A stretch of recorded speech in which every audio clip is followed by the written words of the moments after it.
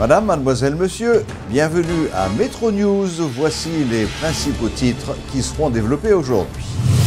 Le Sénat haïtien ne s'est pas encore prononcé officiellement suite à la décision du sénateur élu de la Grand'Anse Guy Philippe de plaider coupable par devant un tribunal fédéral américain.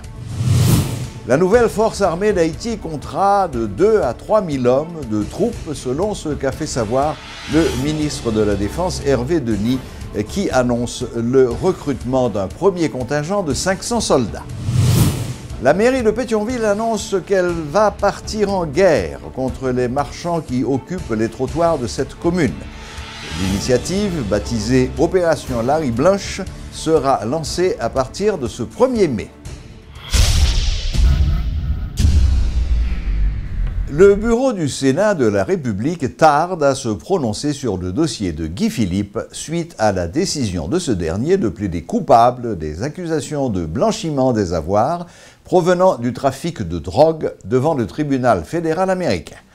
Alors que la résolution votée au Grand Corps le 15 mars dernier attend d'être publiée par l'exécutif, certains estiment que le Sénat se trouve dans l'embarras après ce revirement du sénateur élu de la Grand'Anse.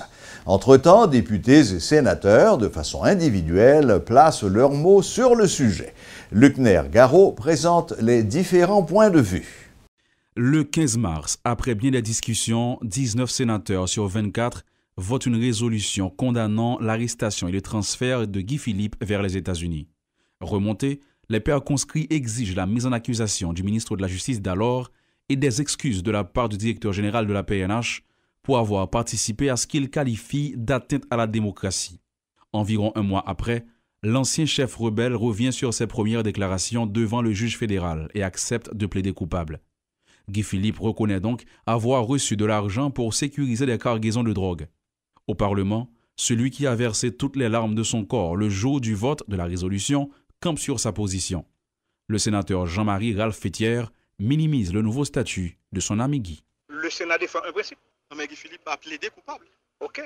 Mais il y a un principe que il n'y a pas de droit kidnapper au monde pour juger de l'autre côté. De toute manière, si et que ça arrive n'importe qui l'autre sénateur, c'est la même réaction. Parmi les 4 qui se sont abstenus lors du vote de la résolution, le sénateur Naoum Marcellus se sent confortable aujourd'hui tout en dénonçant la naïveté de la réaction de ses pairs.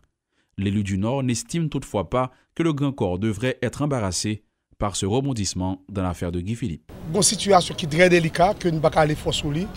Résolution que le Sénat prend pour moi-même, et c'est une erreur parce que moi-même je ne suis pas d'accord. Il y a l'autre qui n'est pas d'accord, mais cependant, il prend et que l'Assemblée est souveraine. Il n'a pas participé au vote de la résolution. D'ailleurs, sa tentative d'intégrer le Grand Corps a échoué. Toutefois, Abel Descollines se sent concerné par la question. Pour le député, les sénateurs se sont précipités et aujourd'hui, c'est une honte pour le pays. C'est une honte pour nos institutions d'avoir laissé un élément aussi controversé participer dans une élection côté population lui-même, l'été gagné pour le voter pas en vertu de au monde, mais d'un programme. Des 19 qui ont levé tout le bras en faveur de cette résolution, il n'y en a pas 2 qui se soient prononcés sur le dossier depuis le dernier passage du sénateur élu de la Grand'Anse devant le tribunal de Floride. Comme Jean-Ronel Senatus, il trouve aisément une formule gentille pour éviter la question des journalistes. Le ministère de la Défense annonce la mise en place prochaine d'un commandement des forces armées haïtiennes ainsi que le recrutement de 500 soldats. Hervé Denis a expliqué que cette nouvelle force, qui comptera à terme 2 à 3 000 hommes, sera consacrée au développement du pays et à la lutte contre les nouvelles menaces telles que le terrorisme ou la contrebande. Nous avons été, moi-même je faisais partie d'une commission présidentielle qui a été apprendre un petit peu la doctrine d'une nouvelle armée. Donc nous avons été à la Junte interaméricaine de développement et qui se trouve à Washington. Et nous sommes quasiment retournés sur les bancs de l'école pour apprendre les nouveaux principes. Tous les membres de la commission, il y avait des gens sérieux dans cette commission-là. Et ce sont les principes que nous avons pu mettre dans un livre blanc qui nous sert quasiment de doctrine de cette nouvelle institution que nous voulons mettre sur pied. Donc ce n'est pas quelque chose qui se fait au hasard, c'est une armée qui est au service du développement, c'est-à-dire que puisque nous n'avons pas ce genre d'ennemis traditionnels ou une armée qui va faire la guerre, mais nous considérons nos ennemis plutôt comme les catastrophes naturelles, le terrorisme, le cyberterrorisme, la lutte contre la contrebande. Ce sont ces éléments-là sur lesquels la nouvelle armée devra se focaliser afin de trouver des réponses au pays. Vous avez pensé aux moyens, monsieur le ministre? C'est pour cette raison que nous proposons une structure qui va commencer graduellement, d'une part. D'autre part, je sais beaucoup de gens parlent de moyens. Mais imaginez un instant, la contrebande nous fait perdre près de 2 milliards de dollars par année. J'ai besoin de beaucoup moins que ça pour faire fonctionner une armée. Donc si nous arrivons un temps, ça va à diminuer de 25, 30, 40%. Vous voyez, donc il y a déjà les moyens que nous pouvons envisager. D'autre part, avec une institution militaire, la police qui fait son travail, les gens vont se sentir sécurisés et on va pouvoir sécuriser les investissements. Les investissements, une fois sécurisés, c'est des taxes qui rentrent dans le pays et le gouvernement redistribue ces taxes pour les institutions, notamment l'armée, entre autres, qui fait un travail quand même, et qui fera son travail de maintien de l'ordre et de la paix. La commission archidiocésaine Justice et Paix de Port-au-Prince, JILAP, appelle les autorités à prendre de nouvelles dispositions afin de venir en aide aux demandeurs de pièces d'identité qui se retrouvent devant le centre de réception et de livraison à la rue Lamarre à Port-au-Prince. Le secrétaire général de la JILAP, Jocelyn Renord, invite les responsables à déplacer ce centre pilote car le local qu'il abrite est trop petit pour accueillir un aussi grand nombre de demandeurs. Contacté par téléphone, le responsable du centre, Jean-René Jacques Laguerre, a déploré que les usagers se présentent sans avoir pris de rendez-vous alors qu'il existe un numéro dédié à cet effet, à savoir le 105.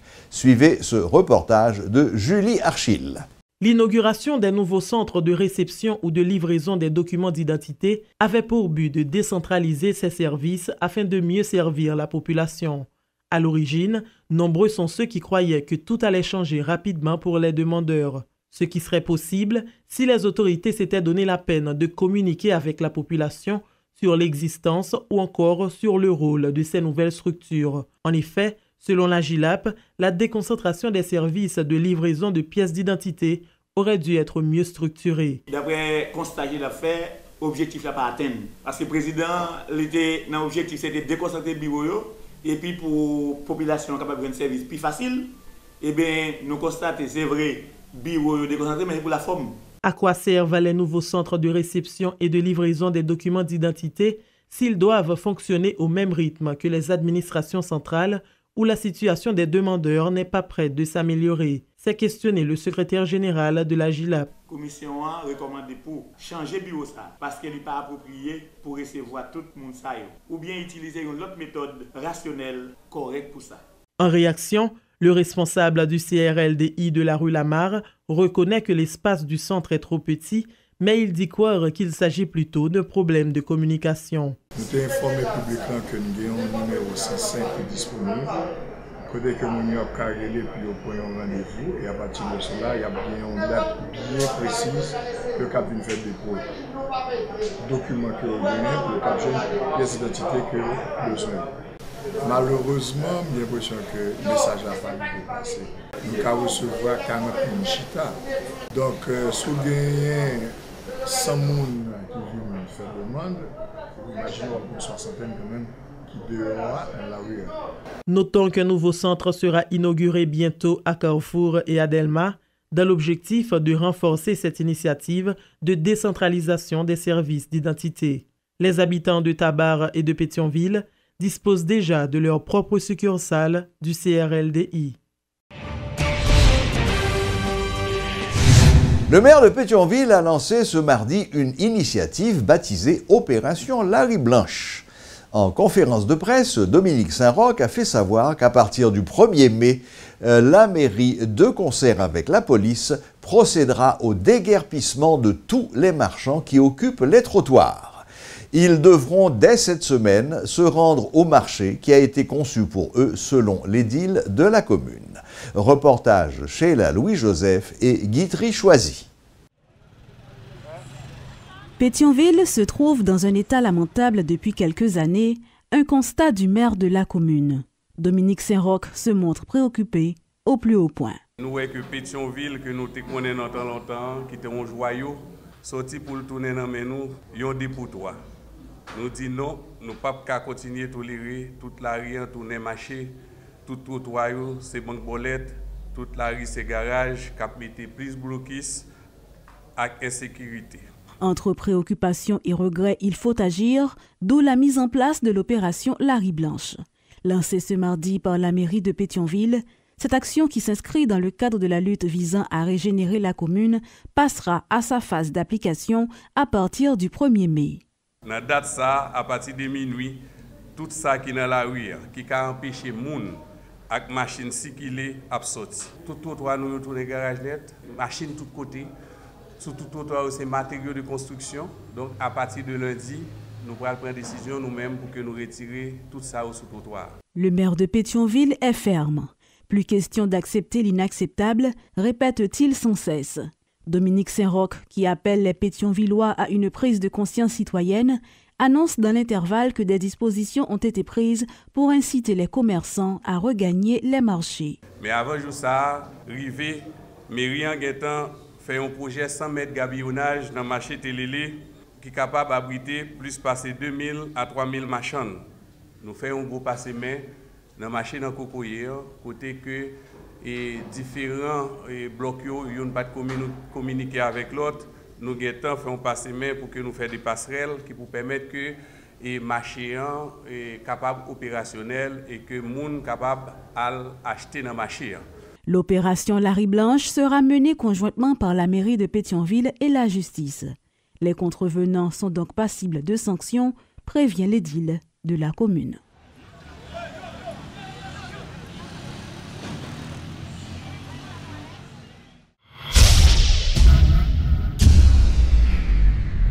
L'Association des fidèles charismatiques d'Haïti, AFCH, a tenu samedi la 23e édition de son congrès charismatique. Près d'1 millier de participants avaient fait le déplacement pour ce congrès annuel. Selon les organisateurs, le but de cet événement est de, je cite, « rassembler le plus de fidèles possible pour qu'ils viennent boire à la source de la miséricorde de Dieu ». Fin de citation. Durant cette messe, des séances de guérison ont été organisées par les religieux à l'intention des pèlerins. En parallèle, des Oungans venus de différents quartiers de la capitale opéraient de manière officieuse. Au nom de Jésus-Christ de Nazareth, Père, qu'ils reçoivent maintenant leur guérison et leur libération. Nous prenons un chant, s'il vous plaît. Toutes les personnes qui seront touchées, amenez-les ici devant, je vous en prie. Le service d'ordre, accompagnez-nous. Le congrès charismatique est une initiative de l'Association des fidèles charismatiques d'Haïti, AFCH, mouvement d'action catholique reconnu par la conférence épiscopale. C'est un rassemblement dans lequel les fidèles charismatiques des 10 diocèses se réunissent pour prier. Rappelons que cette célébration eucharistique s'est déroulée au centre de prière de l'AFCH durant tout le week-end, comme à l'accoutumée, dans la commune de Tabar. Et les frères de lui sont en train de recevoir leur délivrance. Lancement ce mardi des activités devant marquer la célébration du centenaire de Notre-Dame de Fatima. Le coordonnateur de Soleil la Foi, Jimmy Albert, invite les fidèles à participer à cet événement religieux qui se déroulera du 4 au 13 mai prochain au stade Silvio Cator. Toute disposition prend déjà pour aider toutes fidèles qui viennent participer dans l'événement ça, et bien pour nous que toute bagaille parée pour vous. Il y a de grands efforts qui fait, casquette étant préparée, maillot étant préparé, et chaque jour, nous mettons un maillot de couleurs différentes. pour capable satisfaire tous les goûts.